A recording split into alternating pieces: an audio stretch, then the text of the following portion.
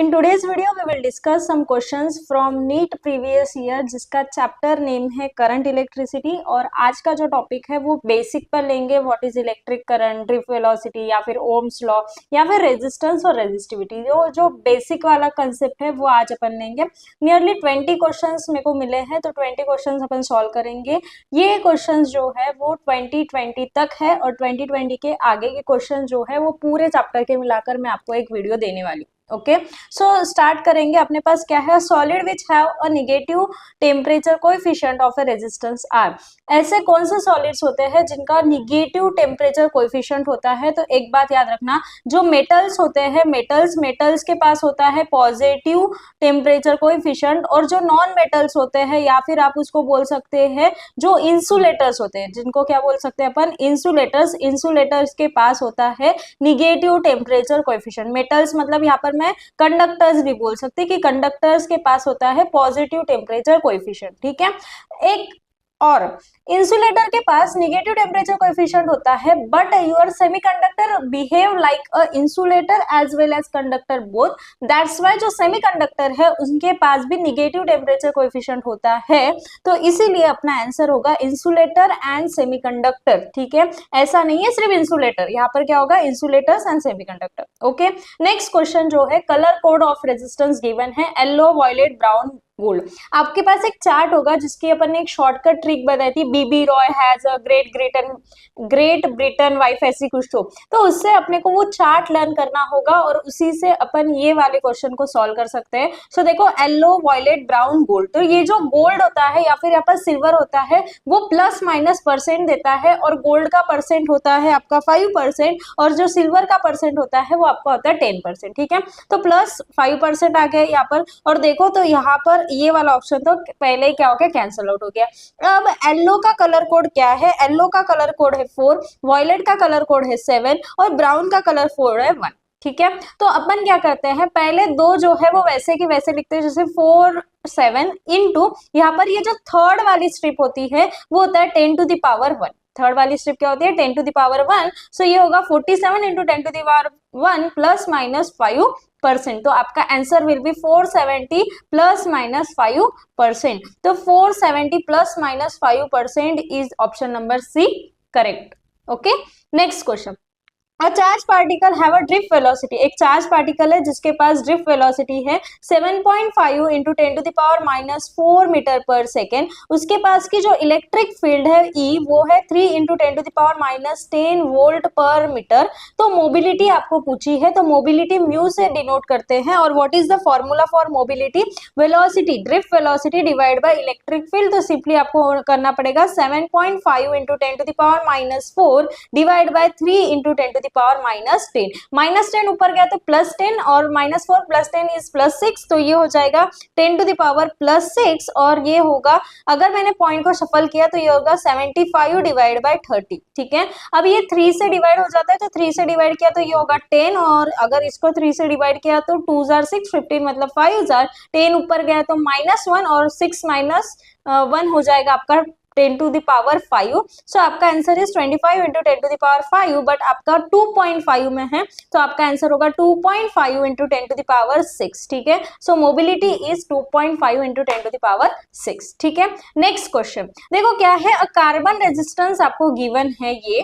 ठीक है, अब mark with a ring of a different colour identification, colour code आपको बताना। ठीक है, अब यहाँ पर देखो प्लस माइनस 4.7 है, तो यहाँ पर 47 का 10% होता है 4.7। और मैंने अभी आपको बताया व्हाट इज प्लस माइनस 10 का होता है सिल्वर में होता है, मतलब आपका ग्रीन और सॉरी सी और डी ऑप्शन नहीं है, क्योंकि यहाँ पर आंसर में क्या है, लास्ट में गोल्ड। ठीक है, गोल्ड में क्या होता है 5% होता है, तो 4.5 नहीं आता। ओके, अब देखो 4 अभी तो किया था अपन ने, अगर याद होगा तो अभी किया था। येलो का कलर कोड है 4 और वायलेट का कलर कोड है 7। तो येलो, वायलेट, देन ऑरेंज का कलर कोड आएगा आपका और फिर सिल्वर। तो आपका option number B is your correct option. ठीक है, नेक्स्ट क्वेश्चन जाएंगे। अब देखो क्या है next question, the resistance of wire is R ohm. अगर कोई वायर का रेजिस्टेंस R ओम है और उसको फिर मेल्ट किया और मेल्ट करने के बाद में उसको n टाइम स्ट्रेच किया उसके ओरिजिनल लेंथ से, तो न्यू रेजिस्टेंस कितना होगा। ठीक है, एक वायर था जिसका रेजिस्टेंस R था, अब उसको क्या किया, मेल्ट किया और उसको n टाइम्स उसकी लेंथ को बढ़ा दिया। तो यहाँ पर अपन ऐसे बोलेंगे कि R is the original resistance और ओरिजिनल लेंथ थी L, फिर R डैश जो है वो मेल्ट करने के बाद में रेजिस्टेंस बना होगा जो आपको निकालना है, और यहाँ पर लेंथ कर देंगे n टाइम्स, तो n टाइम्स L। देखो अब अगर वही मटेरियल है तो लेंथ बढ़ेगी तो एरिया कम होगा, मतलब उसका जो वॉल्यूम है। देखो एक चीज ध्यान में रखना, अगर अपन ने एक कोई चीज है इसको मैंने खींचा तो ये क्या होगा, अगर खींचने की वजह से इसका एरिया क्या होगा, कम होगा, लेंथ बढ़ी तो एरिया क्या होगा, कम होगा, राइट। नहीं इसका वॉल्यूम बदलने वाला है क्या, नहीं, वॉल्यूम दोनों भी केस में क्या होगा, कांस्टेंट रहेगा, मटेरियल नहीं बदला है तो वॉल्यूम बिकम कांस्टेंट, तो वॉल्यूम जो है कांस्टेंट रहेगा। तो ये कंसेप्ट आप यहाँ पर लगा सकते हो। ओके, अब आपका जो रेजिस्टेंस है उसका फॉर्मूला क्या होता है, resistance equals to rho L by A, right. अब मैंने क्या किया, इधर दोनों भी मल्टीप्लाई कर दिया L और L से, तो ये हो जाएगा rho L square by A into L, A into L, area into length is nothing but your volume, तो ये हो जाएगा rho L square by volume, rho L square by what, volume.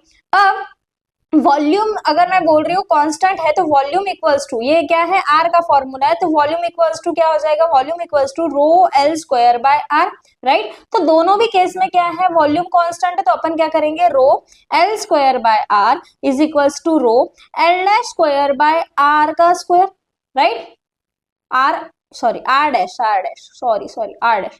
अब यहाँ पर देखो rho is resistivity for a particular material, अगर एक ही टेम्परेचर पे है या फिर उसका सराउंडिंग सेम है तो सेम होता है, तो अपन यहाँ पर रो इज कांस्टेंट दोनों भी केस में, तो रो कैंसिल हो गया, राइट। अब मेरे को R डैश चाहिए तो R डैश ऊपर ले लो, तो R dash by R is equals to L dash square by L square. अब L डैश की वैल्यू क्या है, NL, तो ये होगा N square L square by L square, तो L स्क्वायर क्या हो गया, cancel, so R dash will be n square R, so जो न्यू रेजिस्टेंस होगा वो n स्क्वायर R होगा। एक बात याद रखना कि यहाँ पर रेजिस्टेंस जो होता है वो होता है रो L बाय A, तो यहाँ पर अपन ने क्या बोला कि लेंथ जो है वो n टाइम्स बड़ी है, तो आप क्या करोगे, बाकी कुछ सोचोगे नहीं, समझोगे नहीं, यहाँ पर अपने को क्या है, R is directly proportional to length और सॉल्व कर दिया।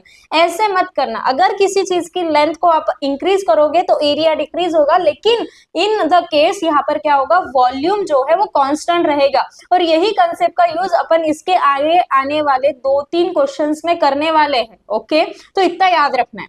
नेक्स्ट क्वेश्चन देखो क्या है, across a metallic conductor of a non uniform cross section a constant potential difference is applied। एक आपके पास नॉन यूनिफॉर्म क्रॉस सेक्शन है जिसमें क्या दिया है, कांस्टेंट पोटेंशियल डिफरेंस अप्लाइड किया गया है, तो क्या कांस्टेंट रहेगा।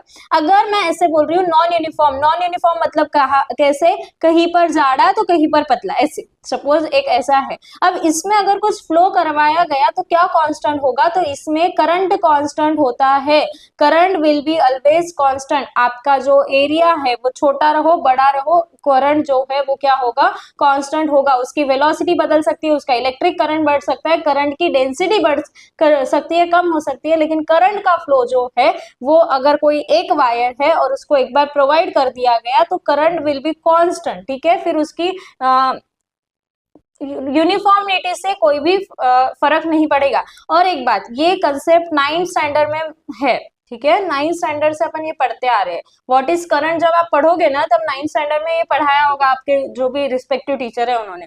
अब देखो यहाँ पर नेक्स्ट क्वेश्चन क्या है, द वायर ऑफ रेजिस्टेंस 4 ओम, आपके पास एक वायर है जिसका रेजिस्टेंस कितना है, 4 ओम है, stretch to the twice its original length. अब अगर मैं कंसिडर करूँ कि जो वायर आपके पास ओरिजिनल था उसका रेजिस्टेंस 4 ओम है और लेंथ L है, तो जो दूसरा रेजिस्टेंस बना होगा वायर का वो क्या होगा, the resistance of stretch wire निकालना है, जबकि जो स्ट्रेचिंग है L डैश वो हो गई है ट्वाइस द ओरिजिनल लेंथ। समझ में आया। अब यहाँ पर ये कंसेप्ट को यूज करना है, वापस वही कंसेप्ट आएगा कि आपका जो वॉल्यूम है स्ट्रेच होने के बाद में volume before will be equals to volume after, ठीक है। और एक ही आपके पास मटेरियल है और वहां पर कोई भी टेम्परेचर का फर्क नहीं पड़ा है, so your resistivity is constant there, तो आपके पास रो जो होता है रेजिस्टिविटी है वो कांस्टेंट होगा। आपके पास जो रेजिस्टेंस का फॉर्मूला है वो क्या है, rho L by A, rho L by A. So मैंने वापस से क्या किया, इसको मल्टीप्लाई एंड डिवाइड कर दिया एल से, तो A into L will be volume, तो ये हो जाएगा rho L square by volume, rho L square by volume. तो वॉल्यूम विल बी क्या हो जाएगा, rho L square by R. तो यहाँ पर volume before and after constant होने की वजह से अपन लिखेंगे rho L square by R will be equals to rho L dash square by R dash. ठीक है, अब रो से रो कैंसर, तो ये हो जाएगा R dash by R equals to L dash square by L square. L dash मतलब 2l है, तो 2 का स्क्वायर विल बी 4, तो 4l square by L square, L square से एल स्क्वायर कैंसिल हो गया, तो are dash will B 4r। और ओरिजिनल जो r है एट इज योर मतलब before the stretching of wire, आपका जो रेजिस्टेंस है वो 4 है, तो that's why r dash will B 4 into 4 that is 16 ohm. तो r डैश की वैल्यू क्या आई आपकी 16 ओहम। ठीक है, समझ में आया। अब देखो यहाँ पर और क्वेश्चन क्या है, 2 rods are joint end to end as shown। ठीक है, 2 रॉड है, ऐसा एक रॉड है और दूसरा उसके आगे और एक रॉड है। ओके, अब ये जो रॉड है वो अलग मटेरियल का, ये जो रॉड है वो अलग मटेरियल है, दोनों का क्रॉस सेक्शन एरिया जो है वो 0.01 सेंटीमीटर स्क्वायर है। ठीक है, ईच रॉड की लेंथ जो है वो कितनी है, 1 मीटर है। Okay, no problem.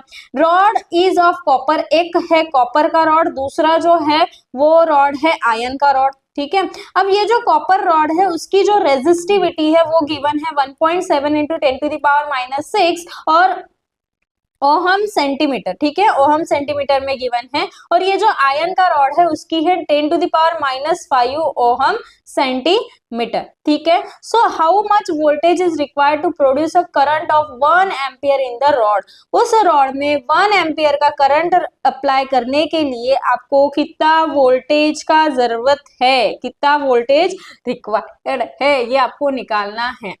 ठीक है, देखो रेजिस्टिविटी है। ओके, अब ये पहले Cu है फिर Fe है, यहाँ पर वोल्टेज अप्लाई है, तो ये जो है ये दोनों भी कैसा लगाया है, सीरीज में लगाया है, तो इन दोनों का रेजिस्टेंस जो होगा, देखो आपको क्या निकालना है, करंट 1 एम्पियर का है, वोल्टेज आपको निकालना है, रेजिस्टिविटी से रेजिस्टेंस आप निकाल सकते हो। तो यहाँ पर सिंपली क्या हो जाएगा कि अपना जो ओम्स लॉ है V equals to I R, ठीक है, V equals to I R, वहां से अपन V की वैल्यू निकाल लेंगे। I की वैल्यू 1 एम्पियर गिवन है, अपने को रेजिस्टेंस की वैल्यू डालना है फ्रॉम दिस गिवन इंफॉर्मेशन। ठीक है, अब दोनों भी कॉपर और आयरन दोनों का रेजिस्टेंस अलग अलग होगा, दोनों का जो रेजिस्टेंस है वो कैसे निकालेंगे, R अपन इक्विवेलेंट निकालेंगे, और ये दोनों सीरीज में है, तो सीरीज में रेजिस्टेंस नॉर्मली क्या होता है, एडअप होता है, तो यहाँ पर होगा resistance of copper plus resistance of iron. ठीक है, resistance of copper plus resistance of iron.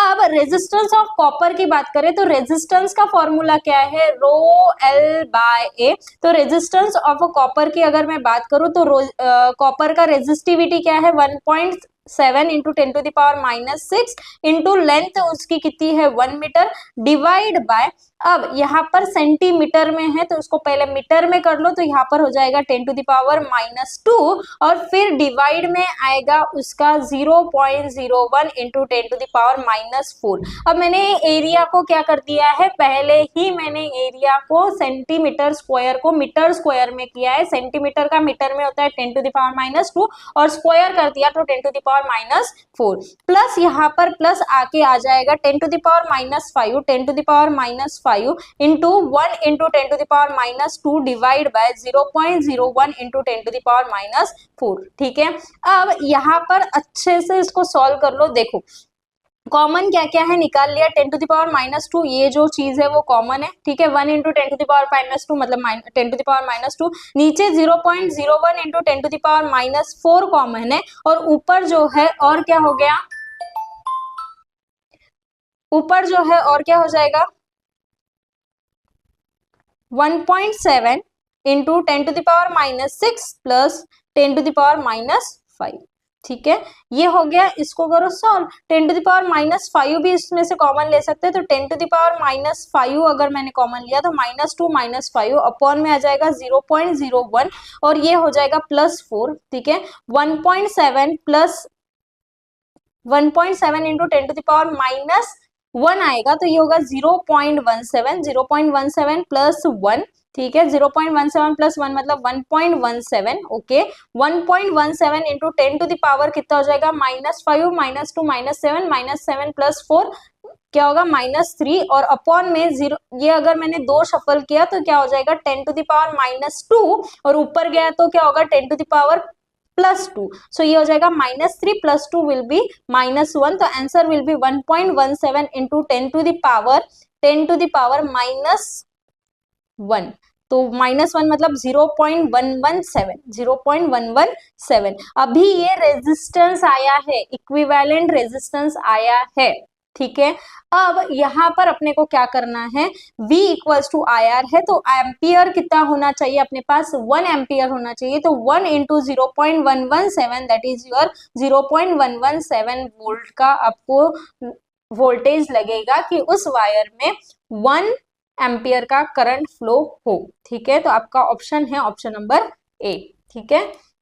Next question क्या है, अ wire of a certain material is stretch slowly by the 10%, ठीक है। एक वायर है जिसको 10% के क्या किया गया है, स्ट्रेच किया गया है। It's new resistance and specific resistance become respectively, so इसका न्यू रेजिस्टेंस और स्पेसिफिक रेजिस्टेंस कितना होगा, तो स्पेसिफिक रेजिस्टेंस कभी भी नहीं बदलता है if there is a certain change in pressure और टेम्परेचर, तो यहाँ पर कोई वैसा चेंज नहीं है, तो यहाँ पर स्पेसिफिक रेजिस्टेंस नहीं बदलेगा, तो option number A and option number D तो करेक्ट नहीं है, ठीक है। सो यहाँ पर सेम होगा, ओके। अगर वायर को स्ट्रेच किया गया तो न्यू रेजिस्टेंस बदलेगा, तो न्यू बोथ रिमेन सेम, ये भी ऑप्शन नहीं है, तो option number B is the correct option, ठीक है। एक लॉजिकल थिंकिंग से अपन ने ये आंसर निकाला। अगर मैं इसको सॉल्व करने की कोशिश करूं तो रेजिस्टेंस कैसा बदलेगा ये आप बताओ। रेजिस्टेंस में क्या बोला है, स्ट्रेच करने की वजह से उसका स्लोली वो 10% से बढ़ गया, 10% से बढ़ गया मतलब क्या होगा, 10% से बढ़ गया मतलब अगर ओरिजिनल लेंथ L है तो 10% से बढ़ने के बाद में L डैश होगा, तो what will be L dash, L plus 1/10L, L plus 1/10L that is 11L/10, तो जो लेंथ होगी, न्यू लेंथ होगी वो होगी 11/10L। लेकिन मैंने ये भी बताया है कि लेंथ बढ़ेगी तो एरिया में भी फर्क आएगा ना, तो एरिया क्या हो जाएगा, अगर मैं बोलूं कि ओरिजिनल A एरिया है तो A dash will be what, A dash will B, मैंने आंसर बताया है लेकिन मेरे को ये जो अपन नॉर्मल फॉर्मूला से सॉल्व करते हैं वो कैसे आएगा, तो ए डैश क्या होगा, A dash will be A minus, area decrease होगा तो ऑलवेज क्या होगा, माइनस होगा, A minus A by 10 that is your 10 minus 9/10A, so area जो है 9/10A से बदलेगा, बस वही सॉल्व कर लो। वॉल्यूम क्या होगा, दोनों में भी कांस्टेंट होगा, volume equals to volume before equals to volume after, volume after, और बस वैल्यूज डाल देना, आपको ये वाला जो आंसर है वो मिल जाएगा, 1.21 टाइम्स बोला है, ठीक है।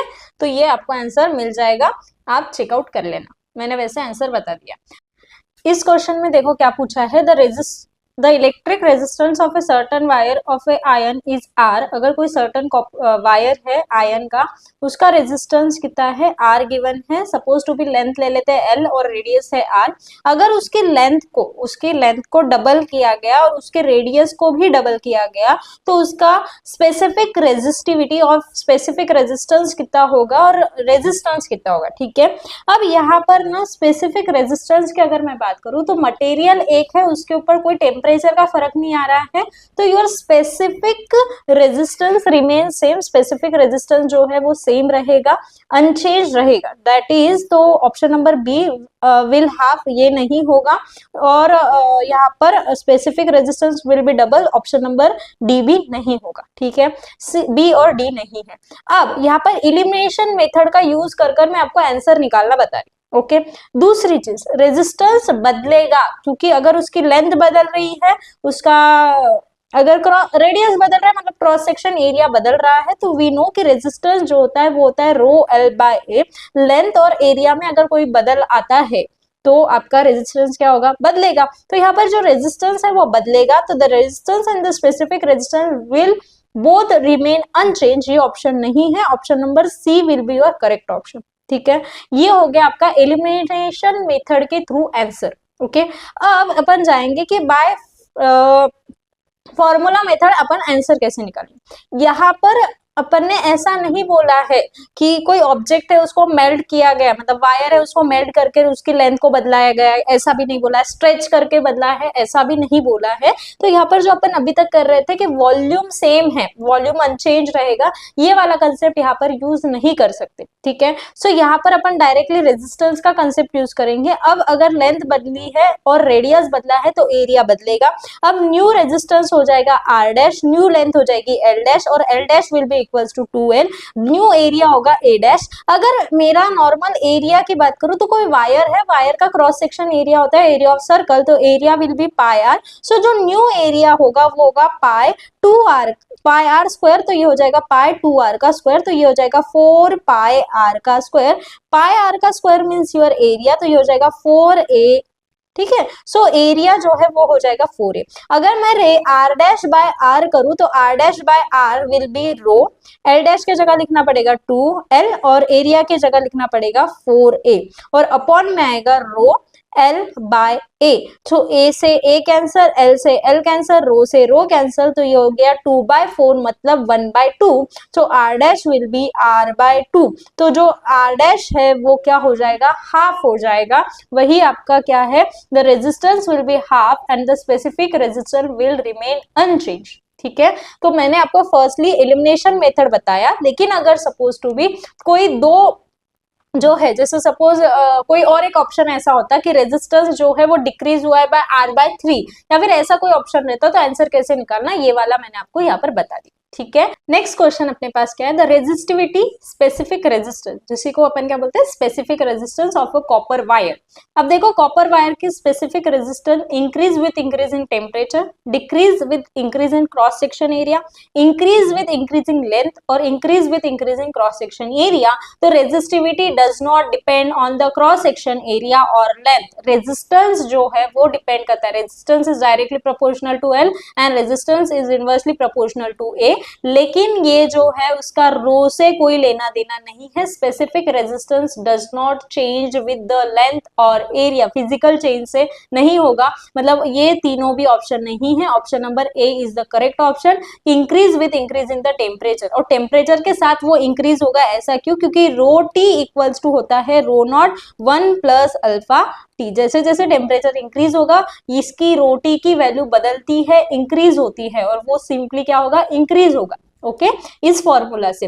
नेक्स्ट जो है वो क्या पूछा है, आपके पास Si and Cu are cooled at temperature, that is your silicon and copper at cooled at temperature 300 Kelvin, then the resistivity क्या होगी। एक मैंने अभी बताया कि the resistivity changes with the temperature, resistivity जो है वो change होता है with the temperature। तो अगर उसका टेम्परेचर 300 केल्विन है, कूल्ड किया गया 300 केल्विन पर, तो रेजिस्टिविटी कैसी होगी for the silicon and copper, ठीक है। अब यहाँ पर अगर मैं बात करूं कि आर रेजिस्टिविटी की, तो रो ऑफ टी जो होगा वो क्या होता है, रो नॉट 1 प्लस अल्फा टी, ठीक है, रो नॉट 1 प्लस अल्फा टी। तो कॉपर क्या है, alpha T, okay. Alpha its temperature coefficient, alpha क्या है, टेम्परेचर कोएफिशिएंट। आई थिंक मैंने फर्स्ट की सेकेंड ही क्वेश्चन लिया था, वहां पर मैंने बताया था कि जो टेम्परेचर कोएफिशिएंट होता है वो पॉजिटिव होता है फॉर योर मेटल्स और कंडक्टर। तो कॉपर इज योर मेटल और कंडक्टर, तो कॉपर के लिए पॉजिटिव टेम्परेचर कोएफिशिएंट होगा, लेकिन सिलिकॉन जो है उसके लिए निगेटिव टेम्परेचर कोएफिशिएंट होगा। सो दैट्स व्हाई सिलिकॉन के लिए निगेटिव वैल्यू होगी। 1 माइनस निगेटिव अगर किया तो ये जो वैल्यू है वो कम होगी, रो टी की वैल्यू क्या होगी, डिक्रीज होगी, और रो टी की वैल्यू इंक्रीज कब होगी, जब अल्फा की वैल्यू पॉजिटिव होगी। So for Cu it will increase and for Si that is your silicon it will decrease. तो option number B is your correct option, ठीक है। नेक्स्ट क्वेश्चन देखो क्या है, the wire has a resistance of, आपके पास एक wire है जिसका रेजिस्टेंस है 3.1 ओहम एट टेम्परेचर आपको गिवन है। अब मैं R1 ले लेती हूँ, T1 ले लेती हूँ 30 डिग्री सेल्सियस, ठीक है। अब अगर मैंने दूसरा एक वायर लिया R2 and a resistance 4.5 ohm का है, सॉरी उसी का जो रेजिस्टेंस है वो 4.5 ओहम है at 100 degree Celsius. We know कि जैसे जैसे टेम्परेचर बढ़ता है रेजिस्टेंस बढ़ता है। ओके तो रेजिस्टेंस अगर बढ़ रहा है तो यहाँ पर सॉरी टेम्परेचर अगर बढ़ रहा है तो रेजिस्टेंस भी बढ़ा। अब यहाँ पर आपको क्या पूछा है, the coefficient of resistance, the temperature coefficient of resistance of a wire is, temperature coefficient पूछा गया है। ठीक है, अब इसका फॉर्मूला जो है वो होता है R at that particular temperature will be equals to R0 1 plus alpha T, 1 plus alpha T, और मेरे पास अल्फा T1 होगा और यहाँ पर होगा R2 will be R0 1 plus alpha T2।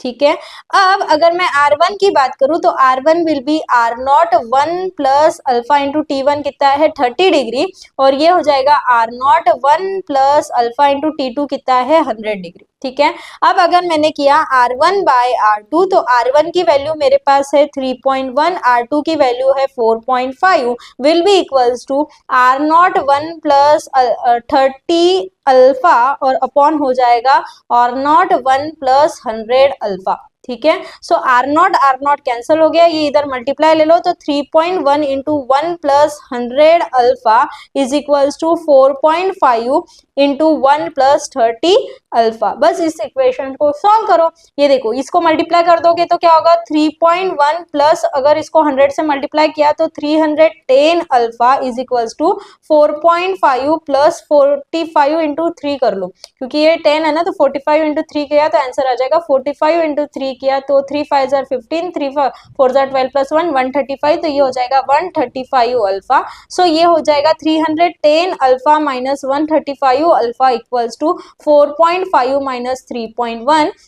मेरे वजह से नहीं दिखेगा तो मैं ऊपर लिख लेती हूँ, तो 310 माइनस 135 अगर मैंने किया तो मिलेगा मेरे को 175 अल्फा इक्वल्स टू 4.5 माइनस 3.1 किया तो ये हो जाएगा 1.4, तो alpha equals to 1.4 divide by 175, इसका डिवीजन करो आपको आंसर मिलेगा 0.008, तो आपका option number A is your correct option. तो उतना डिवीजन आप कर लेना। ठीक है, नेक्स्ट क्वेश्चन देखो क्या है, देयर आर 3 कॉपर वायर, आपके पास 3 कॉपर वायर है, एक की लेंथ L है और area of cross section A है। सपोज इसका रेजिस्टेंस मैं बोल देती हूँ R1, दूसरा जो है उसका रेजिस्टेंस मैं बोल देती हूँ R2 जिसकी लेंथ 2L है और एरिया जो है वो कम हुआ।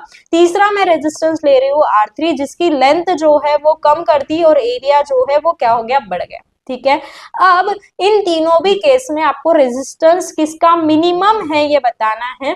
एक बात याद रखना, resistance is directly proportional to length and resistance is inversely proportional to area. अगर R1 को मैं बेस मानूं तो R1 अगर मैंने बेस पकड़ लिया तो R2 देखो लेंथ बढ़ रहा है और एरिया कम हो रहा है, लेंथ बढ़ा तो रेजिस्टेंस बढ़ेगा, एरिया कम हुआ तो भी रेजिस्टेंस बढ़ेगा, तो सिंपली R2 का जो रेजिस्टेंस है वो क्या होगा ज्यादा होगा एज कंपेयर टू R1। ठीक है, सेकेंडली यहाँ पर देखो क्या है 1/2L, मतलब यहाँ पर लेंथ जो है वो कम हुई है, लेंथ कम हुआ तो रेजिस्टेंस भी क्या होगा कम होगा। यहाँ पर एरिया जो है वो बड़ा है तो रेजिस्टेंस क्या होगा कम होगा, मतलब R3 का रेजिस्टेंस जो है वो R3 का रेजिस्टेंस R1 से भी कैसा होगा छोटा होगा। दैट मीन्स R3 का resistance will be the least और मिनिमम रेजिस्टेंस। ठीक है, अब यहाँ पर लीस्ट और मिनिमम रेजिस्टेंस मतलब यहाँ पर R3 मैंने माना था तो R3 मतलब ये माना है जिसकी लेंथ हाफ है और जिसका एरिया 2A है उसका मिनिमम हो जाएगा। तो wire of cross section area 2A उसकी लेंथ जो है वो हाफ हो गई है, उसी का रेजिस्टेंस मिनिमम आपको मिलेगा। ठीक है, नेक्स्ट क्वेश्चन। अब देखो ये वाला जो क्वेश्चन है अभी अपन ने जो क्वेश्चन सॉल्व किया था उसके हेल्प से भी आप सॉल्व कर सकते हो। आपको बोला है कि अगर कोई मटेरियल है जिसका रेजिस्टेंस 5 ओहम है at temperature T1 50 degree Celsius. ठीक है, ये टेढ़ा क्यों जा रहा है, एक मिनट। हाँ, अब दूसरा बोला है कि उसका ही टेम्परेचर जो है अगर मैंने 100 डिग्री सेल्सियस कर दिया तो उसका जो रेजिस्टेंस है वो 7 ओहम हो जाएगा। तो मेरे को अल्फा की वैल्यू निकालना है, the mean temperature coefficient of resistance निकालना है। तो मैं यहाँ से सिंपली लिख सकती हूँ R2 will be R1 1 plus alpha temperature का चेंज। ठीक है। R2 की वैल्यू क्या है 7, R1 की वैल्यू है 5, तो ये हो जाएगा 1 plus alpha change in temperature will be 100 minus 50 that is your 50। So ये 5 इधर आया तो डिवाइड हो जाएगा, तो 7/5 इक्वल्स टू 1 प्लस 50 अल्फा। ये जो 1 है इधर प्लस है, इधर गया तो माइनस होगा, तो 7/5 माइनस 1 इक्वल्स टू 50 अल्फा। तो ये हो जाएगा 7 - 5 मतलब 2/5 equals to 50 alpha. So alpha will be equals to 2/50 into 5। So ये हो जाएगा 1, ये हो जाएगा 25, 25 इंटू 5 मतलब 125, तो 1/125, 125 का रेसिप्रोकल आप करोगे तो आपको आंसर मिलेगा 0.008। ठीक है, 0.008। तो ये है आपका फाइनल आंसर। ठीक है, नेक्स्ट क्वेश्चन जो है वो क्या है, negligible small current is pass through a wire. एक निग्लिजिबल स्मॉल करंट एक वायर में से पास किया गया जिसकी लेंथ जो है वो है 15 मीटर, जिसका रेजिस्टेंस है 5 ओहम का, जिसका एरिया ऑफ क्रॉस सेक्शन है 6 × 10⁻⁷ मीटर स्क्वायर का। तो उसकी रेजिस्टिविटी क्या है, कोएफिशिएंट ऑफ रेजिस्टिविटी क्या है, ये पूछा है। ठीक है, तो R इक्वल्स टू होता है रो L बाय A, तो यहां से ही अपन बोल सकते हैं rho equals to RA by L। R की वैल्यू है 5, A की वैल्यू है 6 × 10⁻⁷ और डिनोमिनेटर में आ जाएगा आपकी लेंथ जो कि है 15। तो 5 1 जार 5, 5 3 जार 15, तो ये हो जाएगा 3 1 जार 3, 3 2 जार 6, तो 2 × 10⁻⁷ ohm metre. So the resistivity of the material या फिर कोएफिशिएंट ऑफ रेजिस्टिविटी कितना है 2 × 10⁻⁷ ओहम मीटर। नेक्स्ट क्वेश्चन देखो अपने पास क्या है, if a wire of resistance R is melted. अब यहाँ पर फिर से वही क्वेश्चन आ रहा है, पर देखो क्या है, if a wire of resistance R is melted and recast to the half of its length. तो यहाँ पर क्या बोला है, वायर जो है रेजिस्टेंस R था तो उसका लेंथ L कर लेंगे। अब जो नया है उसका R डैश होगा और लेंथ जो है उसकी कितनी कर दी गई है, हाफ कर दी गई है, तो न्यू रेजिस्टिविटी कितना होगा। तो यहाँ पर एक बात याद रखना, मैंने शॉर्टकट का बोला था, एरिया जो है वो भी चेंज होगा, तो दैट मीन्स वॉल्यूम यहाँ पर सेम होने वाला है। ओके, जो अपना नॉर्मल चीज है ना उससे बता देती हूँ, फिर मैं आपको वो आंसर बताऊंगी। सो वॉल्यूम जो है वो सेम होगा, तो volume before will be equals to volume after, volume before will be volume after. अगर मैं वॉल्यूम की बात करूं तो R will be rho L square by A होता है, सॉरी V होगा, A इंटू L मतलब V होगा, तो V विल बी हो जाएगा, V will be rho L square by R। तो यहाँ पर अगर मैं बिफोर की बात करूं तो rho L square by R will be equals to rho L by 2 का स्क्वायर बाय R डैश। ठीक है, तो रो से rho cancel, L square cancel, R से R डैश जो है वो कैंसिल नहीं होगा, sorry, R dash by R will be 1/2 का स्क्वायर दैट इज 1/4। सो यहाँ से R डैश विल बी क्या हो गया, R/4, R dash will be क्या हो गया, R/4। तो यहाँ पर आंसर इज